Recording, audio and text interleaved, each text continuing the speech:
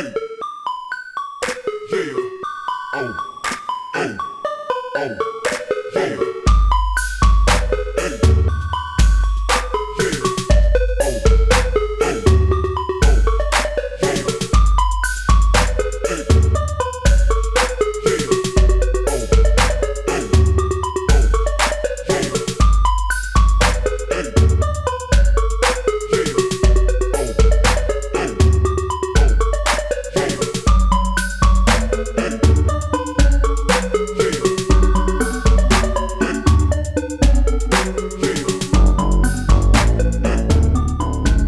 What's up, YouTube? It's your boy Thomas back again with another rendition of Truth Be Told.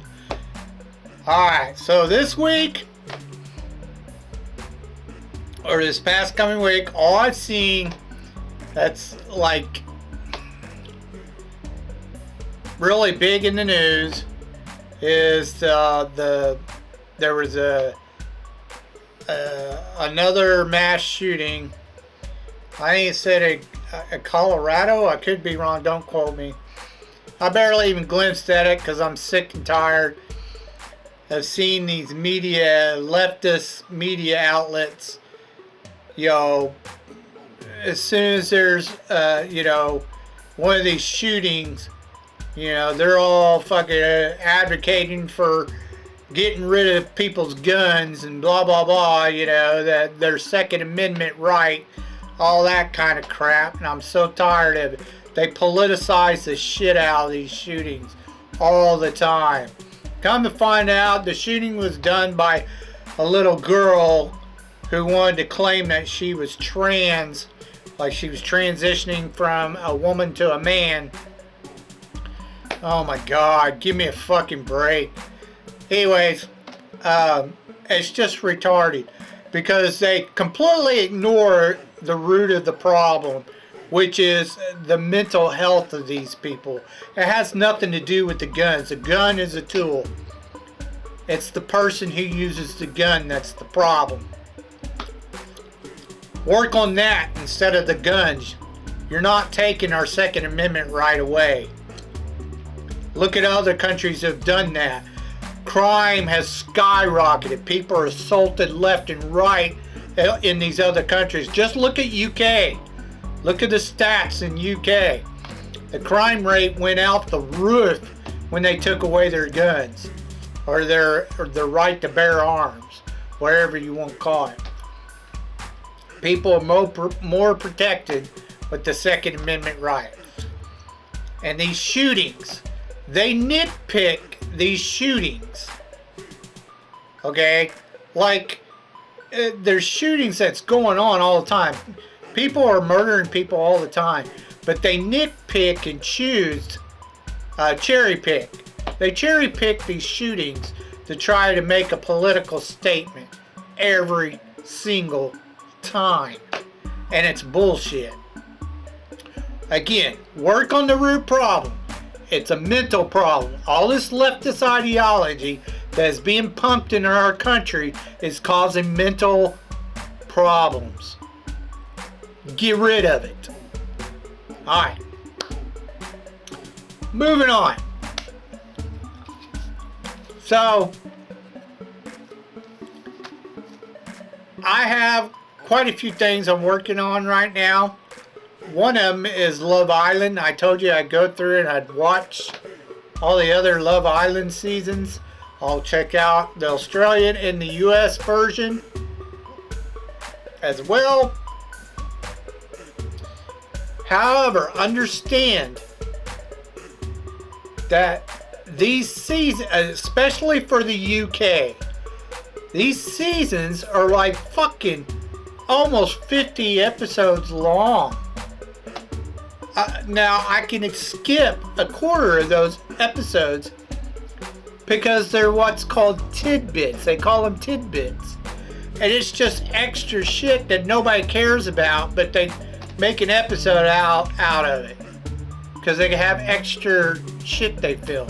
Well, naturally, if they're filming all the time, that makes sense. But at the same time, it's crap. It's junk that nobody cares to watch. But they They gotta fucking make an episode out and drag it out as long as they can. It's just dumb. In fact, you know, I just did a review on season 9, and let me tell you, they're still going. They keep putting up these episodes of tidbits. The show's done. It's over. The winning couple has already been chosen, but they keep posting it.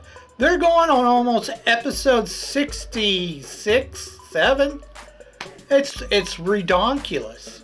But anyways, just saying, I'll get around to the others. But the fucking episodes is just, it's redonkulous. It may take a little time to weed through all of them on the other seasons. Okay, so the other day I tried to watch that new horror flick called Winnie the Pooh, Blood and Honey, or whatever the fuck. And it was just, dude, bruh. Oh my god. It was so bad. I watched until the credits. You know, the opening credits of the movie, which is about 10 minutes long. It was the dumbest shit. The actors could not act. It's a UK film, not surprising. I don't like most English or UK, you know, shit from London, England, whatever, UK, you know, United Kingdom. I don't like most of their fucking films anyway. They have a weird, strange sense of, even though we're basically cousins, Americans and you know, the Brits, they are complete. It's like, I don't know, they've gone off in a weird ass path, and their shit is strange most of the time. I really don't care for most of their crap because it sucks. Not all of it. They do have some good stuff once in a while, but man, when they do it bad, they do it bad. And I'm not saying the U.S. is perfect either, obviously. I mean, just take a look at Disney and how fucking shitholy they've gone. But this was bad. If you know of a film company that started in the 90s called Asylum Pictures, they eventually, you know, partnered up with the Sci-Fi channel, kind of took over the Sci-Fi channel. When they were first starting out, I give them props for trying to break into the market. I get it. Most of their shit just went straight to video. And even though the special effects were cheesy, I could have gone all ahead with it and it wouldn't have bothered me. But my gosh, the acting was just horrible. They're from Canada. And they kept putting these Canadian actors that did not know how to act. And they were just, it was just god awful. You couldn't watch like 5 or 10 minutes of any of their films. It was just terrible. That's what this movie reminded me of, is an Asylum Picture movie. It was, the acting was just atrocious.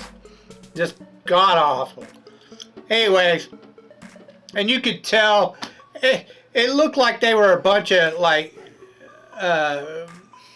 they had these little silver mobile trailers, you know, the little mobile homes, little silverbacks or whatever, that were really tiny, you know, and they had a ring of them out in the middle of the woods, and their home's in the woods, and Christopher takes his girlfriend, who will not shut the fuck up. She's all like, oh, it's scary out here in the woods, blah, blah, blah, blah. It's broad daylight. And she's freaking out about the woods. I'm like, we should really get out of here. I feel danger, blah, blah, blah.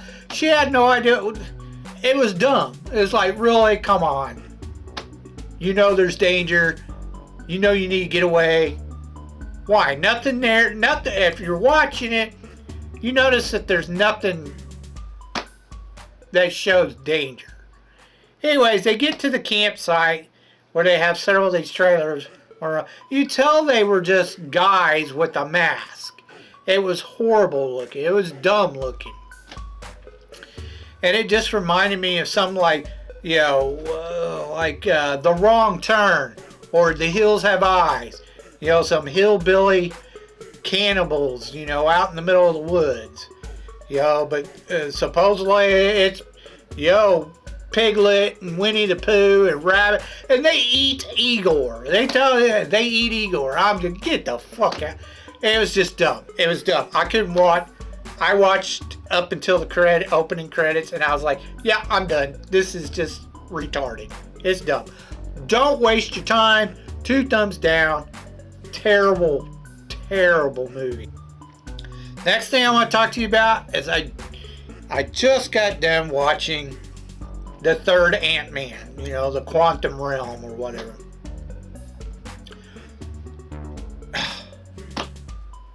You can go to Critical Drinkers channel. You can go to Neurotics channel. As or Heel versus Babyface, whatever. You go to his channel. You can go, you know, Quarter Black Garrett's channel. Yeah, all of them. Dude, I'm telling you. You could go to several of these YouTube channels. And I'm telling you. The movie was god awful. It was terrible. They had a really cool concept, and naturally they got cool special effects. But the acting, and for the most part, most of the acting was terrible. And the story was just pathetic. They had a really cool concept, and they fucking blew it. I mean, straight up blew it. So much cringe leftist ideology in this movie, telling you, you know, how socialism is great when he's talking about the ants. Hank Pym's talking about the ants. Communism is amazing. Feminism is just the shit. Blah, blah, blah. It's so cringe throughout the whole movie. I don't know where they found that actress, if you can even call her that, who plays like, you know, the leader of the Liberation Army or whatever the fuck that's fighting Kane. Please, I saw her in the Star Wars shit too, and I was like, here we go. They're trying to boost this fucking retarded fucking actress nobody cares about, nobody likes. Anyways, of course the daughter has got to have a suit too. She knows everything. Blah, blah, blah, blah. Get the fuck... Yet she's causing all the problems. Kane found her. Or MODOK or whatever. Oh my god, MODOK. Oh, doesn't even look like the character from the con... I don't know what the fuck they... That shit was retarded. Oh my gosh. They fucked that character up bad. But yeah... It's all her fault. She's got to do this feminist crap where, oh, she could help and save people, blah, blah, blah. We got to help and save it, even though they know if she does it, she's going to get everybody killed. She does it anyway. It's a problem with feminists. They're fucking retarded. Anyways. And, oh, what the fuck did they do to Wasp's hair? Oh my god, they chopped it the fuck off. She looks like a fucking marker, like a, you know, not a crown, but a marker, coloring marker. You know, the little fucking tip. But, oh my god, I was like, so gross. It's terrible. Ladies, for the love of God, don't chop your hair off. I mean, shoulder length, or just above the shoulders is fine. Don't shave the back and then have this fucking marker top on your head. That's fucking retarded. It looks stupid on a woman. Don't do it. Short hair is not for women. Anyways, not that short, I mean. Anyways, And Kang, honestly, you know, he may be a decent actor, but I don't like the character. I never have, not even in the comics. I thought Kang was a shitty villain. He's pathetic. I don't know why they even brought him in. They keep teasing us that they're going to do something with Galacticus, which is what everybody wants. That's the villain everybody wants, and they won't do him. And I do not understand why. They've been teasing him for years, since they started this shit. Since they started Iron Man, they've been teasing Galacticus. But they won't do him. I'm just like, what the fuck is wrong with you guys? That's the one everybody wants to see, but you won't do it. Anyways, you know, just, I'm telling you, it's really not worth the watch. It was a bad movie. Just terrible. The story made no sense. The multiverse, fuck the multiverse crap. It's just dumb. You know, why don't you tell the original stories first and then go into the multiverse? No, we can't do that. We gotta throw everything together at once and bring on in all the woke comic shit, and it's just retarded. You don't even know your source material. Fuck off, Disney. 2 thumbs down for Ant-Man 3. Terrible. Terrible, terrible movie. Okay, let's get on to your B-movie reviews.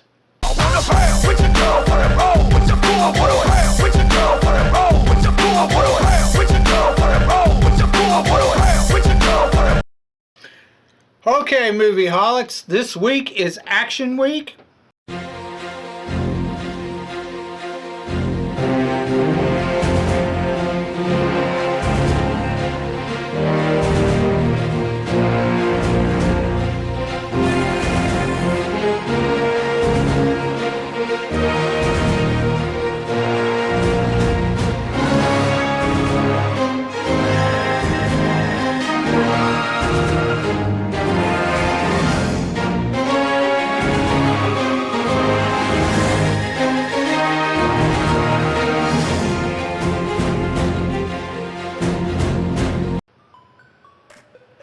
I got 2 of them for you.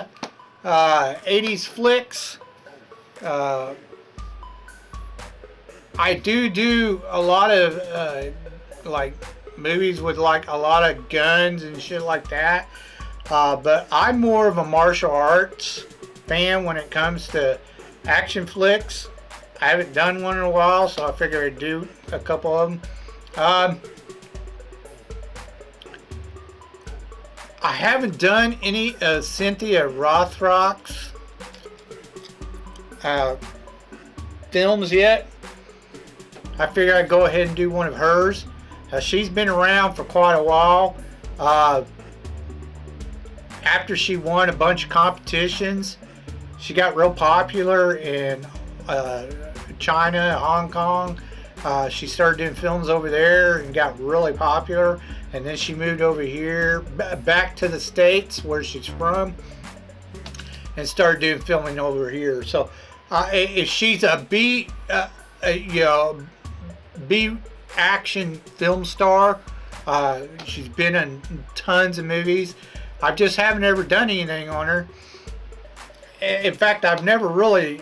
I think I may have seen a couple of movies where she's in it, but you know, she wasn't like the main star or anything like that. But there's one thing about Cynthia Rothrock I want to tell you, is she's the real deal. Like, she's broken a lot of martial arts records. She's won a lot of tournaments.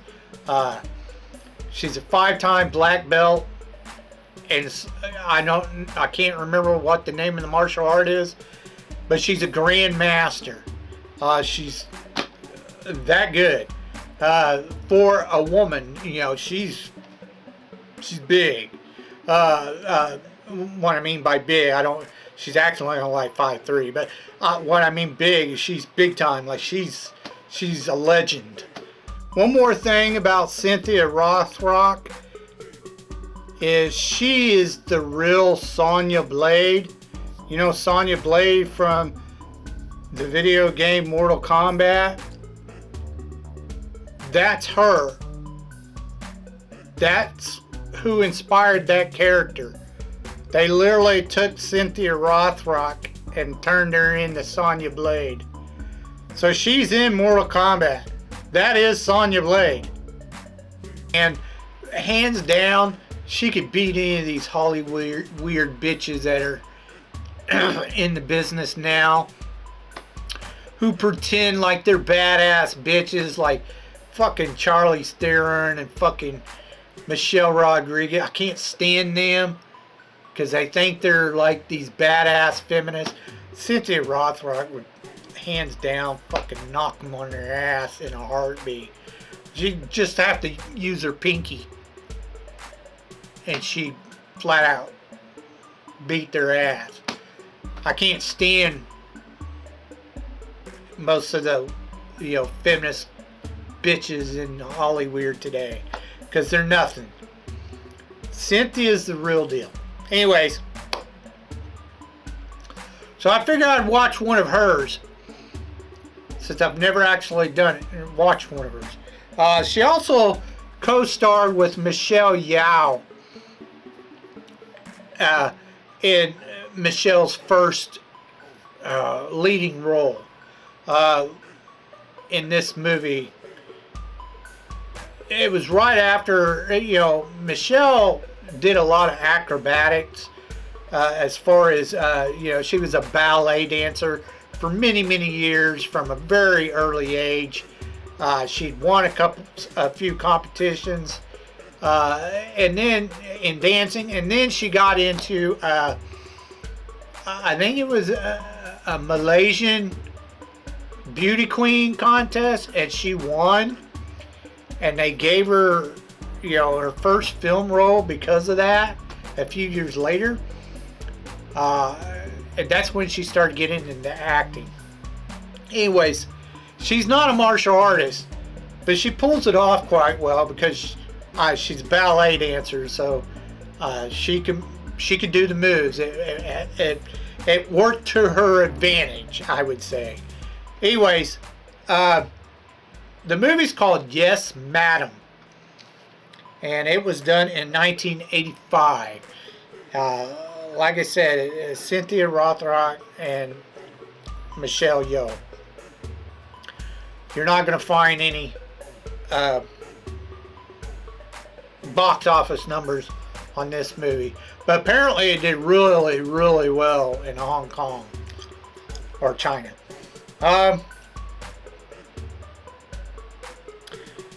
There are two funny things about this movie before I get on to tell you what it's about. You're going to hear the theme, not just the theme song, but a couple other musical scores by John Carpenter from Halloween in this movie. They do it a couple of times where you're fucking in these guys' apartment or whatever, and they start playing the Halloween theme. I'm just, are you fucking kidding me? Really? It took me a minute to recognize it, but I was like, holy shit, that's the Halloween theme. What the hell? The other thing that really drove me crazy, I didn't get to watch an English dubbed version. I'd rather watch, honestly, if you're going to bring your movies over here from a foreign country, give us an English dubbed version. Now, from what I understand, there is one, but I couldn't find one. But I did get one with subtitles. But I prefer dubbed, even if it don't match their lips or what. I prefer English dubbed.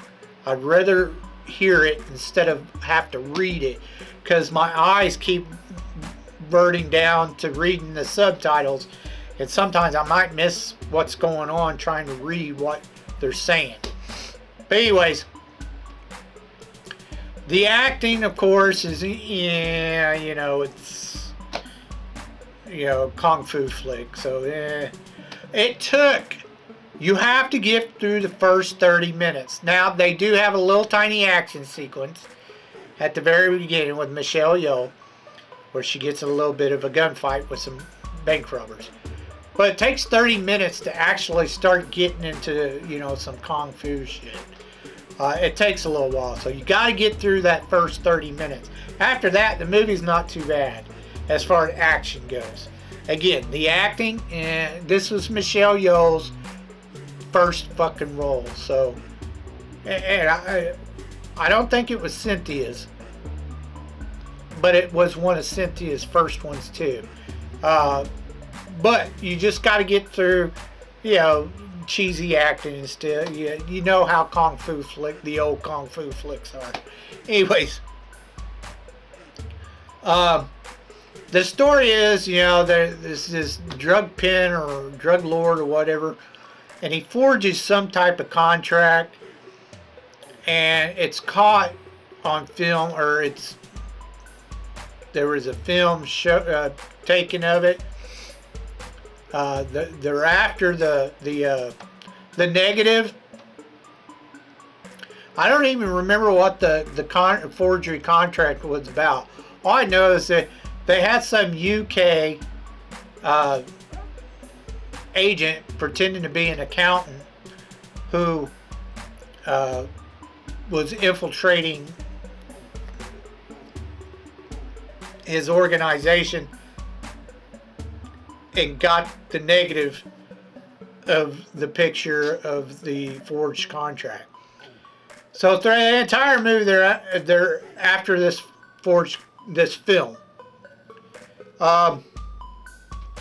You have a few thieves who get involved. They end up stealing this guy's passport after an assassin had already killed him. They walked into the room, stole this guy's passport, and then they realized that there's something else going on, because the assassin starts going after them to get the fucking film, and the police, Yeoh and Cynthia's supposed to be from the UK. She's an agent from the UK. She joins her, and they try to track down, get this film so they can use the evidence against this drug lord or whatever the fuck he is. Anyways, they get to a big fight scene towards the end of the movie, which was fairly decent. And then the ending's fucked up, because one of the thief guys, the drug lord had the assassin kill one of the thief's friends. There was 3 of them. And then at the very end, they're hauling everybody off to the police station. And the one thief guy, he tells the other who had been kidnapped by the drug lord, which they went to go save at the end, tells him, that drug lord killed their friend. So that guy fucking takes a gun and from one of the cops and then blows the drug lord away. And that's the end of the movie. That's how they end it. I was like, wow, that's crazy. That's a fucked up ending. Anyways, like I said, you gotta get through the first 30 minutes. After that, you're okay. It's not so bad. They actually start getting some action going. So, for a one-time watch, yeah, I say check it out. 2 thumbs up. Just remember, it's gonna be a little bit cheesy. It's a kung fu flick. The acting's not going to be like superb or anything, but the action, the fight sequence ain't bad. Okay, moving on. The next one I watched was called Armour of God. It was done in 1986, went straight to DVD, or maybe it did well in Hong Kong, I don't know. But it went straight to the video. Another kung fu flick, which is a Jackie Chan movie. Stars Jackie Chan, and Rosamund Kwan is the leading lady. Basically, the story is there's these 5 pieces of armor supposedly worn by King Arthur during the Crusades, which we all know it wasn't King Arthur, it was King Richard that was in the Crusades. But supposedly, if they bring all of these pieces of armor together, it grants them some type of huge power or some shit. Apparently, there's a satanic cult who has collected most of the pieces of armor. Jackie ends up selling the last piece, which he didn't know anything about the whole collecting and the story behind, you know, putting all the pieces of armor together and the power it's supposed to give. He didn't know about that. So he goes to see the guy that he sold the last piece to. Now, the reason why is because he has a best buddy who comes up to him and says, hey, you know, my fiance's been captured by you, you gotta help us, blah, blah, blah. Jackie's reluctant to do it because they were all really good friends, all 3 of them. And then he started dating the girl, but then things didn't work out. And she started dating the other guy. But supposedly they're still friends. But anyways, he decides to help him out. The guy who bought the sword, which is the piece of armor that Jackie goes to get from him to rescue the fiance, his daughter gets involved. She goes with him in order to get the other pieces of armor and bring them back to her father. Anyways, a bunch of crap happens. They get in fights with the satanic cult. And of course, for whatever reason, it made no sense. They pull off these robes and like there's 4 black chicks who know martial arts who try to kill them with heels on and these weird looking black tights and I can't think of what it's called, but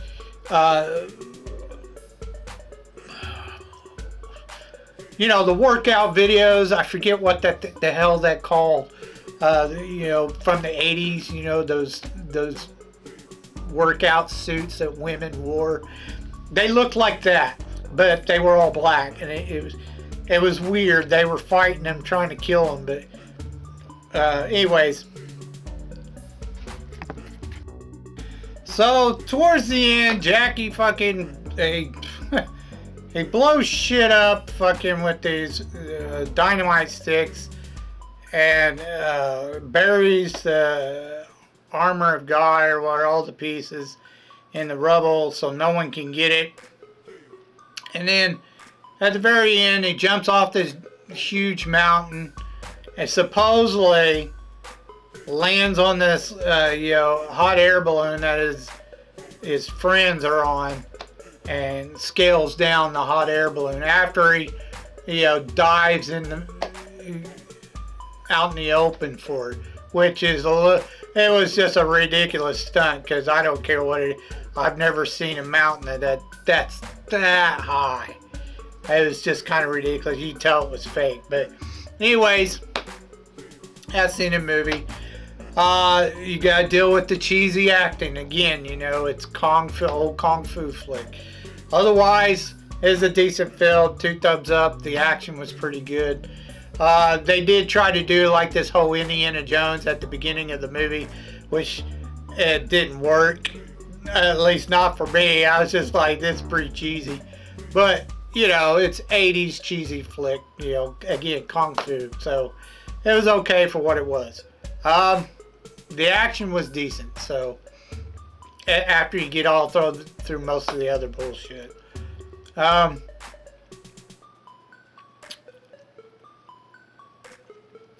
If you have any thoughts about what I talked about earlier in the video, please leave your thoughts down in the comment section down below.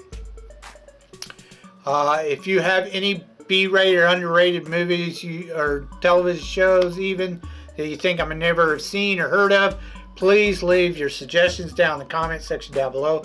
I'll get to reviewing them as soon as I can. Now, I have a lot coming up. I've got a lot on my plate that I've watched. So I've got a lot of stuff to go over with you in the upcoming few videos. So definitely, I just got done watching the movie 65 Million.